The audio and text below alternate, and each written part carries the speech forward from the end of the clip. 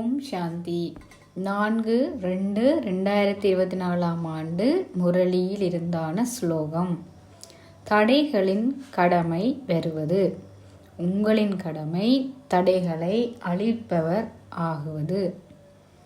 மாயையின் ராஜ்யத்தில் தடைகள் ஏற்படுவதென்பது யதார்த்தமானது. ஏனென்றால் ஒரு அலுவலகத்தில் ஒருவர் எவ்வாறு தனது கடமைகளை சரியாக செய்கின்றாரோ அவ்வாறு தான் இந்த மாயையின் ராஜ்யத்தில் மாயையும் தனது கடமையை சரியாக செய்கிறது. தடைகளை உருவாக்குவது அவளுடைய வேலையாக உள்ளது. ஆனால் சங்கம யுகத்து பிராமணர்களாகிய நாம் மாயையின் ராஜ்யத்திலிருந்து விடுபட்டு தெய்வீக குணங்கள் நிறைந்த தேவராஜ்யத்தை நோக்கிய பயணத்தை மேற்கொண்டுள்ளோம். தந்தை ஞான கண்ணை திறக்க வைக்கின்றான். இந்த ஞான யோக பலம் மூலம் ஆத்மா சுய ராஜ்யத்தை அடைய முயற்சி செய்து கொண்டிருக்கின்றார். ஒரு போர்க்களத்தில் எதிரியை வெற்றி கொள்வதற்கு தயாராகும் போது எதிரிகளை தாக்குவதற்கு ஆயுதங்களை பயன்படுத்துகிறோம்.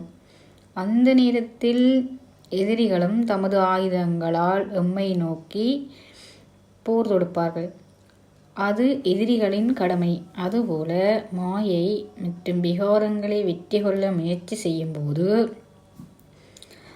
மாயையிடமிருந்து தடைகளை நாம் எதிர்கொண்டுதான் ஆக வேண்டும்.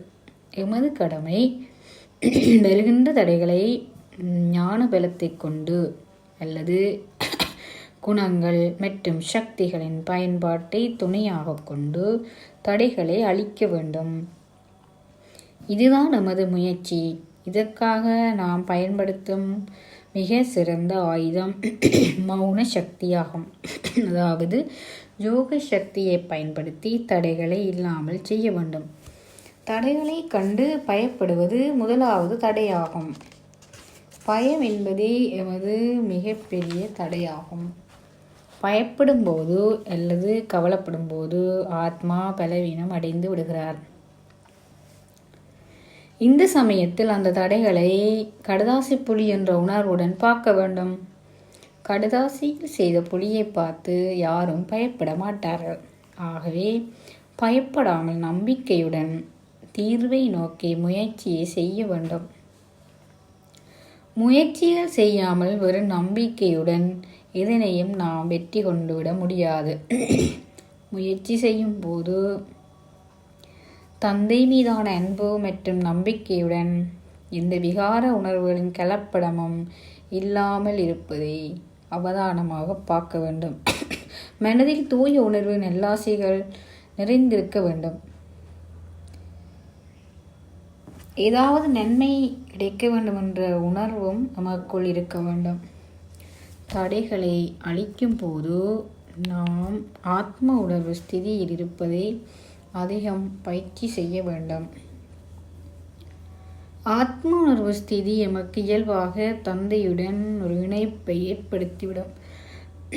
அவருடைய அந்த தொடர்பு எம்முடன் சரியாக இருக்கும்போது தடைகளை எதிர்கொள்வது ஒரு சுலபமான காரியமாக இருக்கும்.